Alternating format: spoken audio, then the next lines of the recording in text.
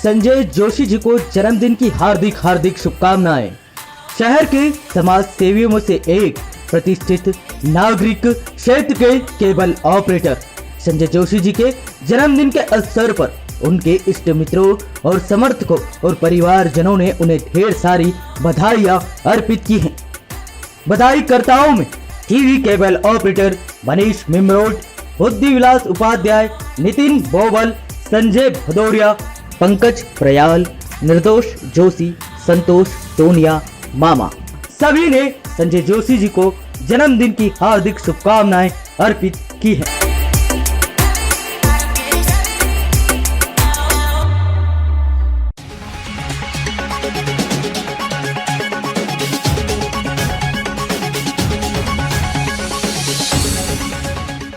नमस्कार, उज्जैन टीवी में आपका स्वागत है। आइए एक नजर डालते हैं उज्जैन शहर के मुख्य समाचारों पर।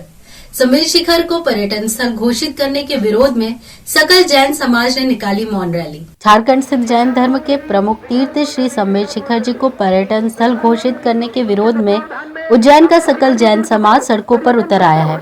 भारत बंद और टावर चौक पर मानव श्रृंखला बनाने के बाद अब सकल जैन समाज ने आचार्य मुक्ति सागर जी महाराज एवं अन्य संत साधुओं के नेतृत्व में नयापुरा स्थित जैन धर्मशाला से मौन रैली निकाली, जिसमें श्वेतांबर और दिगंबर जैन समाज के महिला, पुरुष और बच्चे भी शामिल हुए। रैली कैडीगेट, अब्दालपुरा, निकास चौराहा, कंठाल, बड़ा सरापा होते हुए छतरी चौक पहुंची, जहां एडीएम संतोष टैगोर को प्रधानमंत्री और राष्ट्रपति के नाम ज्ञापन सौंपा गया। जैन समाज के विरोध के बीच शहर कांग्रेस भी समर्थन में उतरी है।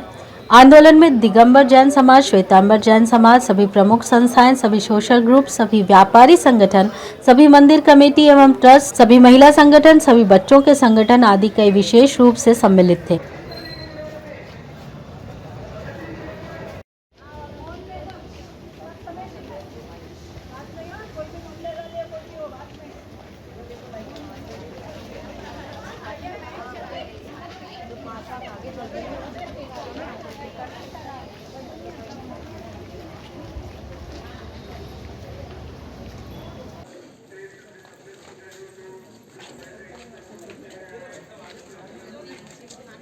है तो दुख होता है, परंतु वो सड़कों पर है। सरकारें सोच लो। कल जबलपुर में मेरी अखिलेश जैन से बात हुई, मेरा साथी कोषाध्यक्ष है। जैन समाज के शरीफ व वरिष्ठ जन सर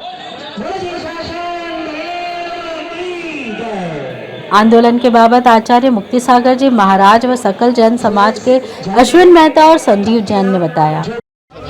पवित्र तीर्थ समेर शिखर के लिए की लड़ाई है और ये अहिंसापूर्ण, शांतिपूर्ण लड़ाई है।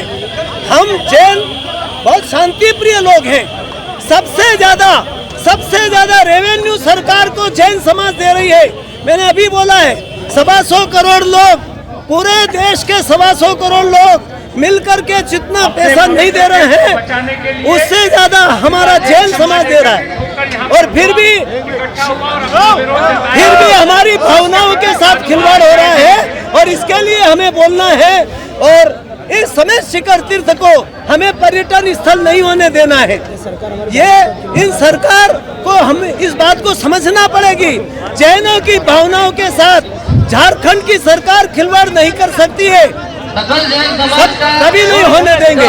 बस इसी के लिए आज उज्जैन के सकल जैन समाज की ओर से ये मौन रैली निकाली गई है और हमारे यहाँ से हमने ये पूरे देशव्यापी आंदोलन है। आज राष्ट्रपति और प्रधानमंत्री के नाम ज्ञापन दिया गया है यहाँ के एसडीओ को और हम ये चाहेंगे कि हमारे साथ इस सरकार के द्वारा न्याय होना चाहिए। न्याय के हम भी आग्रही हैं, हम भी न्याय चाहते हैं, हमें भी न्याय मिलना चाहिए।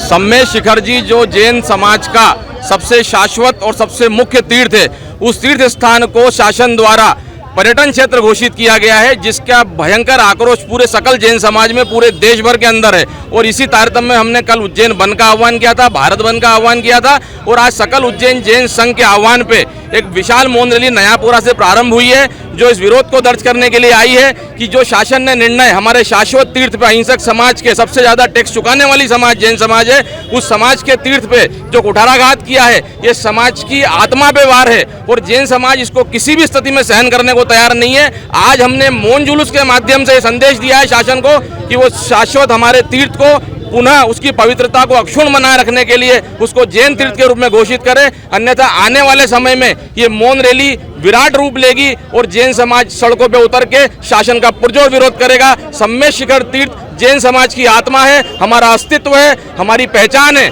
उसके साथ कोई समझौता जैन समाज कभी होने नहीं देगा। इसीलिए हमने आज जय झारखंड की सरकार ने हमारे पवित्र तीर्थ स्थल श्री सम्मेद शिखर जी को पर्यटन स्थल घोषित किया है। उस हेतु समग्र जैन समाज उसका विरोध कर रहा है और कल हमने उज्जैन नगर बंद किया था और आज एक मौन रैली सकल जैन समाज द्वारा निकाली गई और उसके पश्चात कलेक्टर महोदय को हमने ज्ञापन दिया और पूरा जैन समाज इस आंदोलन के लिए एक है और पूर्ण रूप से इस पर्यटन स्थल को घोषित करने के विरोध करता है।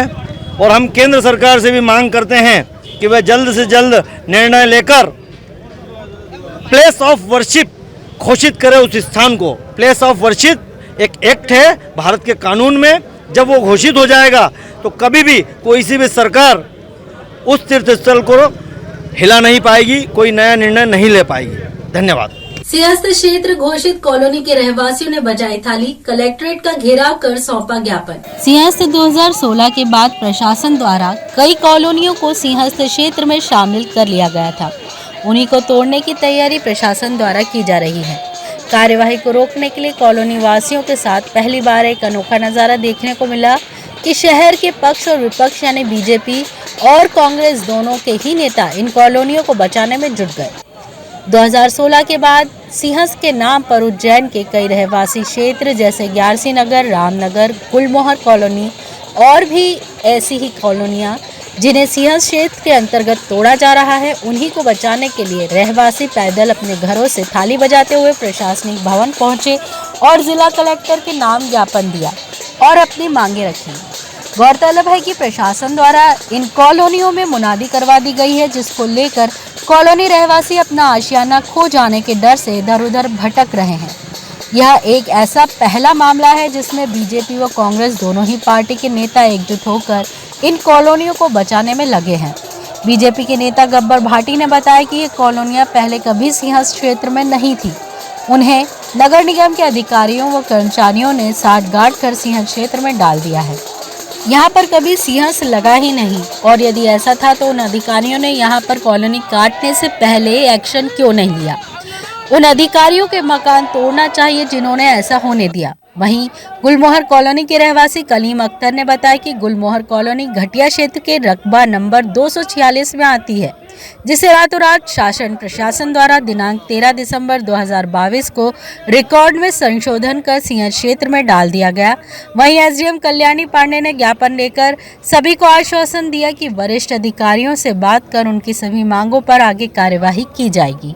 कि हम चाहते हैं कि पुनः सर्वे किया जाए, क्योंकि पहले भी सर्वे किया गया था तो बहुत ज़्यादा मात्रा में मकान आए थे, तो कुछ लोगों ने मिलकर उस मकान को, हम भी चाहते हैं किसी का नहीं टूटना चाहिए। जब वो बचे हैं तो इनको भी बचाना चाहिए। मैं माननीय जिला प्रशासन से निवेदन करूँगा कि 84, 92, 2004, 2016 में वहाँ सिंहस्थ नहीं लगा और ना किसी कैंप लगा है, क्योंकि सिंहस्थ आगे बढ़ चुका है। यहाँ मेरे हिसाब से कम 25 से 30 साल हो गए यहाँ मकान बने हुए। यहाँ के जनप्रतिनिधि हो, चाहे पारस जी हो, चाहे दूसरे जनप्रतिनिधि हो, चाहे हेमंत गहलोत जी हो, सब अच्छे खासे वोट से जीते हैं वहाँ पर। तो वहाँ जनता रह रही है और वो मकान बहुत पुराने बने हुए हैं। इन्होंने कह रहे हैं कि मैंने जाते साहब एक 2014 का मकान बना हुआ, उसको तक नोटिस दे दिया इन्होंने। तो भाई सर्वे जो नगर निगम पालिका ने सर्वे करा ना, वो सर्वे भेदभाव करा है। मैं हमारी नगर पालिका के ऊपर भी मैं आरोप लगाता हूँ कि उनके नेतृत्व में होकर इतना बड़ा निर्माण, भाई जो नगर निगम का काम क्या है कि अवैध निर्माण को रोकना, तो उस समय क्यों नहीं रोका? सर 2016 में मैंने स्कूल के लिए ज़मीन खरीदना चाहिए थी, तो पूरा एरिया सिंहस्थ क्षेत्र था वहाँ पर। तो मैंने तलाश करा था, तो गुलमोहर कॉलोनी में मैंने जब नेट पे देखा तो 246 जो रकबा है नंबर का, वो रकबा जो है सिंचित था, वो सिंहस्थ में शामिल नहीं था। तो मैंने वहाँ पर जो है अपने स्कूल के लिए जो है प्लाट वहाँ पर मैंने ले लिया और 2018 में मैंने वहाँ पर जो है स्कूल का निर्माण भी कर लिया। तब तक के जो मैंने देखा था, जैसे कि आप ये देख रहे हैं यहाँ पर 246 रकबे में ये सिंचित ज़मीन बताई गई थी। तो ये मैंने ये देख के लिया था कि ये सिंहस्थ में नहीं है और वहाँ पर अपना स्कूल तैयार कर लिया। वहाँ पर शासकीय मान्यता प्राप्त भी हो गई मुझे और वहाँ पर अभी तकरीबन 200 बच्चे वहाँ पर अभी पढ़ रहे हैं। अब जब ये सब चीज़ें हो गई, सब सुचारू रूप से चल रहा था, तब जो है नगर निगम द्वारा नोटिस दिया जाता है कि ये जो है सिंहस्थ भूमि है और सिंहस्थ भूमि है। तो हमने जब ऑब्जेक्शन लिया कि सिंहस्थ भूमि नहीं है, ये खसरा बताया, तो ये खसरे में अब 13/12/2022 को इस खसरे को चेंज कर दिया जाता है और यहाँ पर जो है सिंहस्थ में शामिल कर लिया जाता है इसको। तो ये कैसा काम? ये जो सिंहस्थ क्षेत्र आरक्षित भूमि के रहवासी हैं, अभी गुलमोहर कॉलोनी और रामनगर के जो लोग हैं, वो लोग आए हुए हैं अपने जो मांगों को लेकर, विभिन्न मांगे हैं उनको लेकर आए थे। उन्होंने ज्ञापन दिया है जिसको हमने प्राप्त करके अब कलेक्टर महोदय से उसके संबंध में चर्चा करेंगे। क्या आश्वासन दिया गया है, क्या बोला गया? अभी यही है, जो इनकी विभिन्न मांगे हैं उस पर चर्चा उपरांत ही कोई निर्णय हो सकेगा। उस पर जो बिंदु रखे गए हैं उसमें नगर निगम के साथ बैठ के और कलेक्टर महोदय जिस प्रकार से निर्देश देंगे उसी अनुसार कार्य। मंदिरों का सरकारीकरण किए जाने के विरोध में संत पुजारियों ने निकाली महाकाल त्राहिमाम रैली। प्रदेश भर के पुजारी संगठनों की एक संयुक्त त्राहिमाम महाकाल रैली मां शिप्रा के पूजन अर्चन के पश्चात रामघाट से आरंभ हुई, जो दानीगेट, ढाबा रोड, कमरी मार्ग, गोपाल मंदिर, पटनी बाजार, गुदरी चौराहा होते हुए महाकाल चौराहे पर पहुंची और समाप्त हुई। यहां पर मध्य प्रदेश के मुख्यमंत्री शिवराज सिंह चौहान के नाम एक ज्ञापन प्रशासनिक अधिकारी को सौंपा गया। साथ ही बाबा महाकाल को समस्त पुजारी संगठनों की ओर से पुजारियों द्वारा महाकाल मंदिर के गर्भगृह में जाकर ज्ञापन प्रस्तुत किया गया। रैली अखिल भारतीय ब्राह्मण समाज, गोस्वामी समाज, संत जन परमार्थ समिति, दशपुरा, सकल पुजारी समिति, पुजारी उत्थान कल्याण समिति, पुजारी सेवा समिति, संत पूजा बसरी महासंघ, केसरिया हिंदू वाहिनी, सनातन कल्याण समिति, दबंग हिंदू सेना, सर्व समाज संगठन देवास, पुजारी महापंचायत, सर्व पुजारी महासंघ, पुजारी महासंघ आलोट, तीर्थ पुरोहित महासंघ, श्री क्षेत्र पन्ना समिति, अंतर्राष्ट्रीय हिंदू परिषद, रामानंदी नवनिर्माण सेना सहित अनेकों पुजारी संगठनों के संयुक्त तत्वाधान में निकाली गई। इस बाबत संत जन परमार्थ समिति के अध्यक्ष महामंडलेश्वर रामगिरी जी महाराज ने बताया। आज काफी संगठनों ने बाबा त्राहिमाम महाकाल यात्रा निकाली और प्रशासन को मठ मंदिर से कलेक्टर प्रबंधक हटाया जाए, इसके लिए हमने सबने मिलकर ज्ञापन दिया। प्रशासन के व्यक्ति वहाँ पर पहुँचे और महाकाल महाराज को भी वहाँ ज्ञापन दिया और प्रशासन को भी हमने ज्ञापन दिया है। हमारी मांग है कलेक्टर प्रबंधक हटाया जाए। कितने दिन का कार्यक्रम था? बस आज ही था, आज एक दिन का था। अब अगला कार्यक्रम हमारी सरकार अगर हमारे ज्ञापन के माध्यम से सुनेगी तो बहुत ही अच्छी बात है। हम सरकार का सम्मान करते हैं, सम्मान करेंगे। अगर हमारी बातों को नहीं सुनी तो आगे हम एक अच्छा आंदोलन बड़ा भोपाल में करेंगे। सीता माता पर दिए गए विवादित बयान पर एनएसयूआई व शहर कांग्रेस ने संयुक्त रूप से उच्च शिक्षा मंत्री का फूका पुतला। दरअसल 6 दिसंबर 1992 को अयोध्या में विवादित ढांचा ढहाने में शामिल रहे नागदा खाचोद क्षेत्र के कार सेवकों का सम्मान समारोह गत रविवार को नागदा में आयोजित किया गया, जहां उच्च शिक्षा मंत्री डॉक्टर मोहन यादव ने माता सीता पर विवादित बयान देते हुए कहा था कि सीता माता का जीवन तलाकशुदा महिला जैसा था। सरल भाषा में कहा जाए कि जिस सीता माता के लिए इतना बड़ा युद्ध करके लेके आए, उसको गर्भवती होके राज्य की मर्यादा के कारण से छोड़ना पड़ा और उस सीता माता के बच्चों को जंगल में जन्म देना पड़े और वो माता इतने कष्ट के बावजूद भी अपने पति के प्रति कितनी श्रद्धा करती है कि वो इतने कष्ट को भूल करके भगवान राम के जीवन की मंगल कामना करती है। भगवान के राम के गुणों को बताने के लिए उन्होंने अपने बच्चों को भी संस्कार दिए। आमतौर पर आज का समय हो तो ये तलाक के बाद वाला जीवन समझ लो, आप किसी को घर से निकाला दे दो तो वो हुए क्या उसका। तो एक तरफ से उनकी पत्नी ने उनके सामने अपना शरीर छोड़ा और शरीर छोड़ने को आत्महत्या के रूप में ही माना जाता है। इस पर आपत्ति लेते हुए शहर कांग्रेस ने टावर चौक पर उच्च शिक्षा मंत्री मोहन यादव का पुतला दहन किया और बयान पर माफी मांगने की बात कही।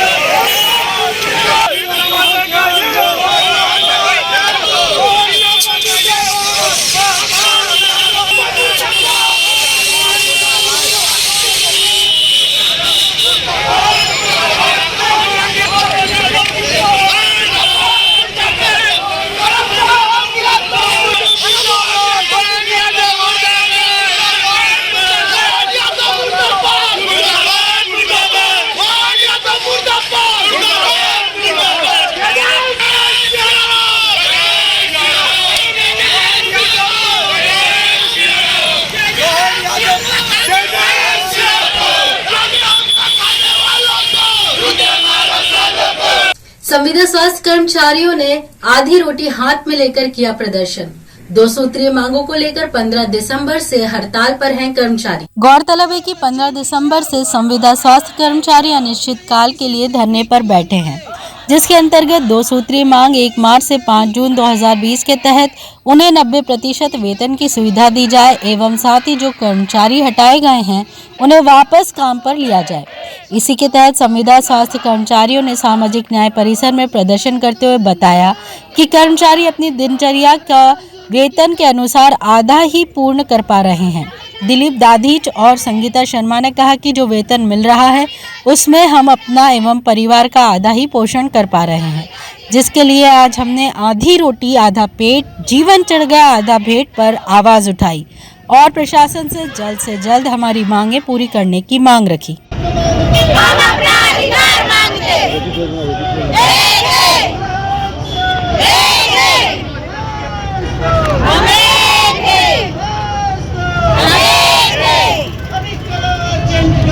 हमको परमानेंट करो,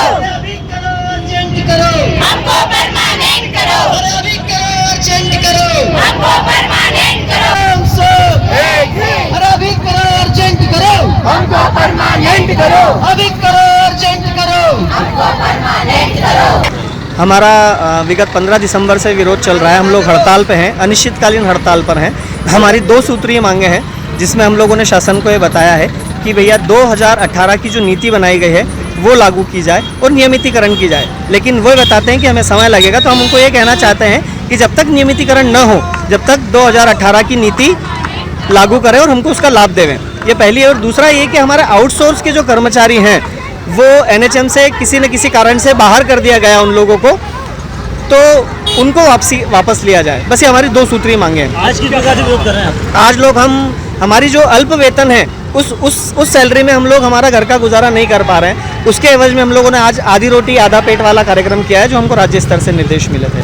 जी 15 तारीख से लगातार हमारा विरोध चल रहा है। इसी कड़ी में आज हम आधी रोटी आधा पेट संविदा जीवन चढ़ गया भेंट की, जैसे कि हमको आधी सैलरी दी जा रही है, बिल्कुल उसी तरीके से आधी रोटी हमारे परिवार को हम दे पा रहे हैं, पूरा भोजन तक उनको नहीं दे पा रहे हैं। उसी को लेके आज हम यहाँ विरोध प्रदर्शन कर रहे हैं। तो ये थे उज्जैन शहर के मुख्य समाचार। ऐसे ही ताजा खबरों के लिए देखते रहिए उज्जैन टीवी। उज्जैन टीवी का YouTube चैनल लाइक और सब्सक्राइब करना ना भूलें। नमस्कार।